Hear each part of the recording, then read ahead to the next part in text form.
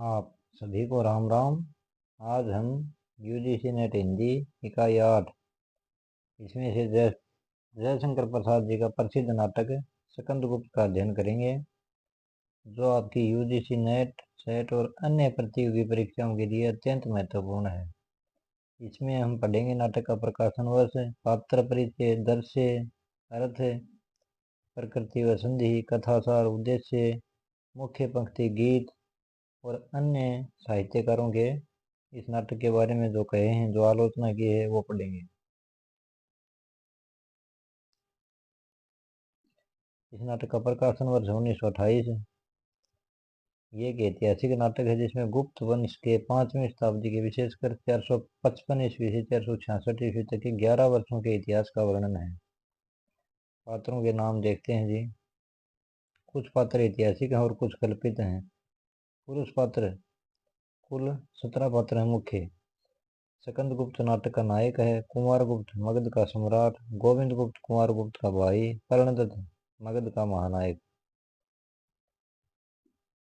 चक्रपालित कर्णदत्त का पुत्र, बंधु वर्मा मालव का राजा, भीम वर्मा बंधु वर्मा का भाई, मातृगुप्त कार्यकर्ता कालिदास, सरपंच बुद्धि बौद्ध का पालिक, सरवनाग अंतर्वेद का विषयपति, कुमार दास धातुसेन सिंघल का राजकुमार, पुरगुप्त कुमारगुप्त का छोटा पुत्र और सौतेला भाई, भट्टारक नवीन महाबलाधिकृत, पृथ्वीसेन मंत्री कुमार अमात्य, खिंगल हुण आक्रमणकारी, मुदगल विदूषक है ये, प्रख्यात कीर्ति लंका राज कुल का श्रमण। स्त्री पात्र देखते हैं जी। देवकी कुमारगुप्त की बड़ी रानी और सकंद की माता, अनंत देवी कुमारगुप्त की छोटी रानी पुरगुप्त की माता, जयमाला बंधु वर्मा की स्त्री मालव की रानी, देवसेना बंधु वर्मा की बहन और नाटक की मुख्य नारी पात्र है ये देवसेना जो है। विजया मालव के धन कुबेर की कन्या, कमला भट्टारक की जननी, रामा सर्वनाग की स्त्री, मालिनी मातृगुप्त की परिणीय सखी। इस नाटक में कुल 5 अंक हैं और 33 दृश्य हैं। प्रथम अंक में 7 दृश्य हैं, दूसरे में 7 दृश्य हैं, तीसरे में 6 दृश्य हैं, चौथे में 7 दृश्य हैं और 5वें अंक में 6 दृश्य हैं। 7 7 6 7 6 ये दृश्य हैं। प्रथम अंक के कुल 7 दृश्य हैं, उनके नाम देखते हैं क्या है।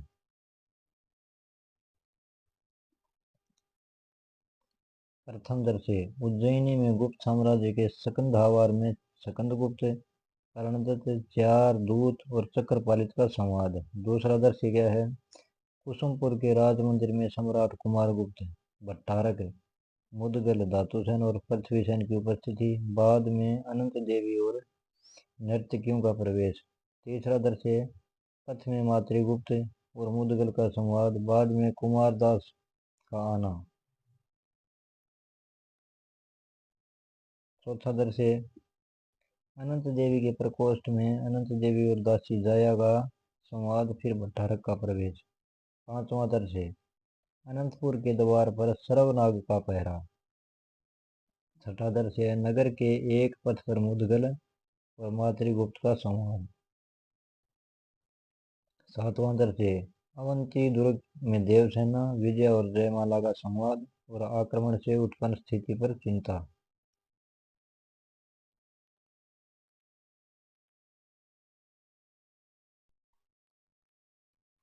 दूसरे अंक में बिल्कुल 7 दृश्य हैं।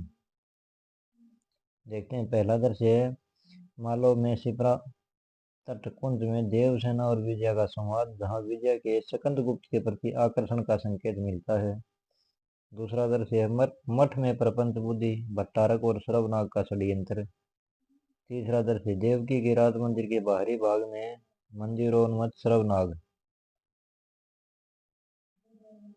चौथा दृश्य बंदी गृह में देवकी और रामा। पांचवा दृश्य अवंती दुर्ग में बंधु वर्मा, भीम वर्मा, जयमाला, बाद में देवसेना का प्रवेश। छठा दृश्य है पथ में भट्टारक और उसकी माता कमला का संवाद। सातवां दृश्य है मालव की राजसभा में बंधु वर्मा, भीम वर्मा, मातृगुप्त, मुदगल, सकंदगुप्त, गोविंद गुप्त, देवकी और अन्य पात्रों का जमावड़ा। तीसरा अंक। इसमें कुल 6 दृश्य हैं। दृश्यों के नाम हैं। पहला दृश्य शिप्रा तट पर प्रपंच बुद्धि और भट्टारक की मंत्रणा। दूसरा दृश्य शमशान में सकंदगुप्त जहां देवसेना और विजया के आने पर छिप जाता है। तीसरा दृश्य मगध में अनंत देवी पुरगुप्त विजय और भट्टारक का दृश्य। चौथा दृश्य है उपवन में जयमाला देवसेना और कुछ सखियों का दृश्य। पांचवा दृश्य है गांधार घाटी के रण क्षेत्र में बंधु वर्मा द्वारा सैनिकों को युद्ध के लिए प्रेरित करना। छठे में दुर्ग के सामने कुंभा का रण क्षेत्र जहाँ चक्रपालित सकंदगुप्त और भट्टारक युद्धरत हैं। सातवां दृश्य चौथा अंक का 7 दृश्य हैं इसमें कुल। पहला दृश्य प्रकोष्ठ में विजया और अनंत देवी का संवाद। दूसरा दृश्य भट्टारक के शिविर में नर्तकी का गीत। तीसरे दृश्य में कश्मीर के न्यायाधिकरण में मातृगुप्त दंडनायक देवव्रत और वेश्या मालिनी जो मातृगुप्त की पूर्व प्रेयसी थी। चौथा दृश्य धातुसेन और प्रख्यात कीर्ति का संवाद। पांचवा दृश्य बिहार के समीप चातुष्पथ। छठा दृश्य पथ में विजया मातृगुप्त चक्रपाणि और भीमवर्मा। सातवां दृश्य कमला की कुटी में पराजित और निराश सकंदगुप्त की विचित्र स्थिति। पंचम अंक के कुल 6 दृश्य हैं। इसमें पहला दृश्य पथ में मुद्गल का स्वगत कथन और अनेक सूचनाएं प्राप्त होना। दूसरे दृश्य में कनिष्क स्तूप के पास महादेवी की समाधि के निकट प्रणदत्त और एक नागरिक का संवाद। तीसरा दृश्य एक संक्षिप्त दृश्य जिसमें वेश बदलती हुए मातृगुप्त भीमवर्मा चक्रपाणि कमला और सकंदगुप्त के साथ भीड़। चौथा दृश्य महाबोधि बिहार में अनंत देवी पुरगुप्त प्रख्यात कीर्ति और हुण सेनापति। पांचवा दृश्य में रण क्षेत्र में सकंदगुप्त भट्टारक चक्रपाणि प्रणदत्त मातृगुप्त भीमवर्मा और सेना।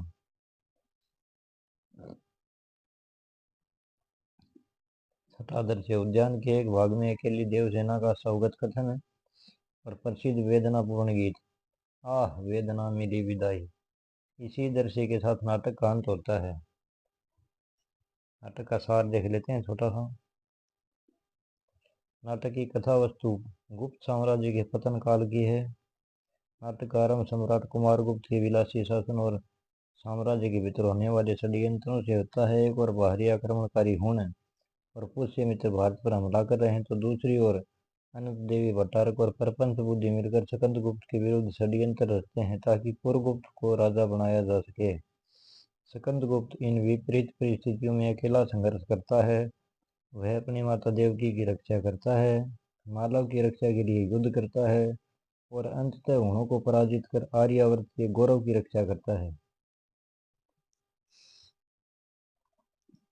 नाटक के अंत में सकंदगुप्त सब कुछ पाकर भी व्यक्तिगत जीवन में अकेला रह जाता है क्योंकि देवसेना मालव के सम्मान की खातिर उसके प्रेम प्रस्ताव को अस्वीकार कर देती है। यह नाटक न सुखांत है न दुखांत है बल्कि प्रसादांत है। नाटक का उद्देश्य क्या है, प्रसाद जी ने इसे क्यों लिखा है? राष्ट्रीयता की भावना। तत्कालीन स्वतंत्र भारत में राष्ट्रीय चेतना और देशभक्ति का संचार करना। सांस्कृतिक विजय बाहरी आक्रामकताओं पर भारतीय संस्कृति की श्रेष्ठता सिद्ध करना। आधुनिक समस्याओं का समाधान इतिहास के माध्यम से तत्कालीन हिंदू मुस्लिम सांप्रदायिकता बौद्ध ब्राह्मण संघर्ष के रूप में और क्षेत्रवाद जैसी समस्याओं का हल सुलझाना।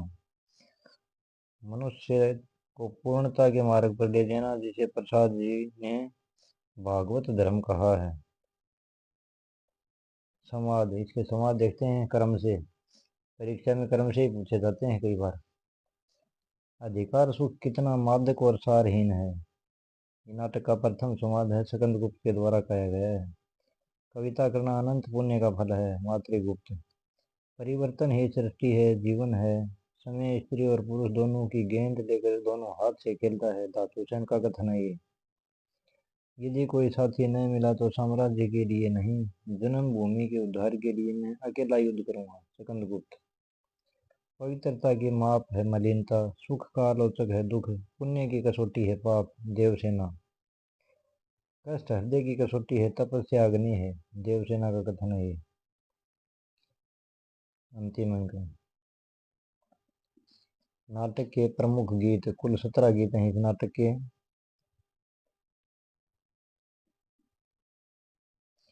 प्रिय संस्कृति के वे सुंदरतम क्षण यूं ही भूल नहीं जाना। मातृगुप्त। ये गीत मातृगुप्त गाता है, प्रथम अंक में है। हमारे निर्बलों के बल कहाँ हो। स्त्रियों द्वारा प्रार्थना गीत। घने प्रेम तरु तले देवसेना द्वितीय अंक में गाती है। उमड़ कर चली भिगोने आज तुम्हारा निश्चल अंचल छोर विद्या, ये तृतीय अंक का गीत है। बजा दो वेणु मनमोहन बजा दो सकंदगुप्त प्रार्थना गीत। शून्य गगन में खोजता जैसे चंद्र किरण, ये देवसेना गाती है पंचम अंक में। देश की दुर्दशा निहारोगे डूबते को कभी उबारोगे, ये देवसेना गाती है। वीरो हिमालय के आंगन में उसे प्रथम किरणों का दे उपहार, समवेत गान है, ये पंचम अंक में है। आह वेदना में दी विदाई, देवसेना का अत्यंत प्रसिद्ध विदाई गीत अंतिम अंक में। नाटक की अर्थ प्रकृति और इसकी संधियां देखते हैं। अर्थ प्रकृति क्या है। चंद्रगुप्त। गुरुदेव, यह चंद्रगुप्त आपके चरणों की शपथ पूर्वक प्रतिज्ञा करता है कि यवन यहाँ कुछ न कर सकेंगे। ये नाटक का बीज है। द्वितीय और तृतीय अंक की समस्त कथा ये बिंदु है। बीज, बिंदु, पताका, प्रक्रिया और कार्य, ये होती है अर्थ प्रकृति। पर्वतेश्वर का प्रसंग ये पताका है। सिकंदर तथा अन्य व्यक्तियों के छोटे छोटे प्रसंग प्रक्रिय है। सिल्यूकस तथा चंद्रगुप्त की संधि कार्य ये कार्य है। सिल्यूकस तथा चंद्रगुप्त की संधि ये कार्य है। ये क्रम से याद करने हैं। बीज, बिंदु, पताका, प्रक्रिया और कार्य, इसकी संधियां और देखते हैं। चंद्रगुप्त के उद्धार संकल्प से लेकर चाणक्य के पर्वतेश्वर के पास सहायता याचना के लिए जाना, यहाँ तक कि यह मुख्य संधि है। पर्वतेश्वर द्वारा चाणक्य के अपमानित होने से लेकर अलक्षेंद्र के भारत त्याग तक ये प्रतिमुख संधि है। संधियां भी 5 होती हैं, रथ भी 5 होते हैं। अलक्षेंद्र प्रस्थान से लेकर चंद्रगुप्त के राज्यारोहण तक ये है गर्भ संधि। चंद्रगुप्त, पिता गए, माता गई, गुरुदेव गए, कंधे से कंधा भिड़ाकर साथ देने वाला चीर सहचर सिंह रण गया, तो भी चंद्रगुप्त को रहना पड़ेगा, ये विमर्श संधि है। और सिल्यूकस का पराभव और संधि प्रस्ताव ये है निर्वहन संधि। परीक्षा उपयोगी मुख्य तथ्य। ऐतिहासिक आधार नाटक में 11 वर्षों का इतिहास है। 455 विशेष, 466। प्रसादांत नाटक। डॉक्टर रामचंद्र तिवारी के अनुसार ये नाटक ऐतिहासिक तथ्यों की रक्षा करते हुए भी सांस्कृतिक वातावरण उपस्थित करने में सफल रहा है। पाश्चात्य प्रभाव। इसमें पात्रों के अंतर्द्वंद और व्यक्तिगत व्यक्तित्व पर पाश्चात्य नाट्य सिद्धांतों का भी प्रभाव है। पाश्चात्य और भारतीय दोनों इसमें समावेश किया गया है। प्रसाद का सर्वश्रेष्ठ नाटक। आचार्य रामचंद्र शुक्ल और डॉक्टर बच्चन सिंह ने इसे प्रसाद का श्रेष्ठ और प्रौढ़ नाटक माना है। काल्पनिक पात्र। प्रसाद जी ने प्रपंच, बुद्धि और मुदगर को पूर्णतः कल्पित माना है। अच्छा, इसमें हमने नाटक का प्रकाशन वर्ष देख लिया, पात्र देख लिए, दृश्य, सार, उद्देश्य, प्रमुख पंक्ति, गीत, आलोचना आदि सब पढ़ लिया। आपको पात्रों के नाम और इनके अच्छे से नोट्स बना लें और इनको बार बार रिवीजन करना है। परीक्षा में कई बार क्रम से भी प्रश्न पूछे जाते हैं। ये बस इसके परीक्षा उपयोगी जो प्रश्न है वो देखते हैं। स्कंदगुप्त नाटक में धातुसेन के चरित्र की मुख्य विशेषता क्या है। वह एक क्रूर हुण सेनापति है। वह दार्शनिक और राजनीतिक है जो सिंघल का राजकुमार है। वह मगध का सम्राट है, या वह काल्पनिक विदूषक है। इसका सही उत्तर है बी। निम्नलिखित में से कौन सा पात्र स्कंदगुप्त नाटक में कल्पित माना गया है। करणदत्त, मुदगल, बंधुवर्मा और श्रवनाग। इसमें मुदगल को कल्पित माना गया है बिल्कुल। अधिकार सुख कितना मादक और सारहीन है, संवाद नाटक के किस अंक में आता है। द्वितीय चतुर्थ प्रथम पंचम। इसका उत्तर सी है, ये प्रथम अंक का समाद है। अगला प्रश्न है, सूची 1 को सूची 2 से सुमिलित कीजिए। एक सूची में है पात्र, दूसरी में है संबंध उनका। देवसेना, देवसेना कौन है? बंधु वर्मा की बहन, श्रवणा की पत्नी, पुरगुप्त की माता या भटारक की माता। अनंत देवी कौन है? भटारक की माता, बंधु वर्मा की बहन, पुरगुप्त की माता। कमला देवी कौन है? रामा कौन है? तो ये अपने को मिलान करना है यहाँ। इसका उत्तर है ए में ए का दूसरा। देवसेना कौन है? बंधु वर्मा की बहन। बी का चौथा। अनंत देवी पुरगुप्त की माता है। सी का पहला कमला भट्टारक की माता। डी का तीसरा रामा श्रवनाग की पत्नी। ऐसे मिलान करना है उनको। देवसेना द्वारा गाया गया प्रसिद्ध गीत आह वेदना मिली विदाई किस अंक के किस दृश्य में है? प्रथम अंक का 7वां दृश्य, तृतीय अंक का 5वां दृश्य, पंचम अंक का 6ठा दृश्य या चतुर्थ अंक का दूसरा दृश्य। किसमें है ये गीत? तो आप अभी पढ़ कर आए हो। यह पंचम अंक का 6ठे दृश्य में है ये गीत। कविता करना अनंत पुण्यों का फल है। यह कथन किस पात्र का है? सकंदगुप्त, मातृगुप्त, प्रख्यात कीर्ति और चक्रपालित। ये मातृगुप्त का कथन है। सकंदगुप्त नाटक के संदर्भ में क्या सही नहीं है? ये ध्यानपूर्वक देखना है क्या सही नहीं है। इसमें कुल 33 दृश्य हैं। इसमें गीतों की संख्या 17 है। इसमें कुल 4 अंक हैं। इसका प्रकाशन वर्ष 1928 है।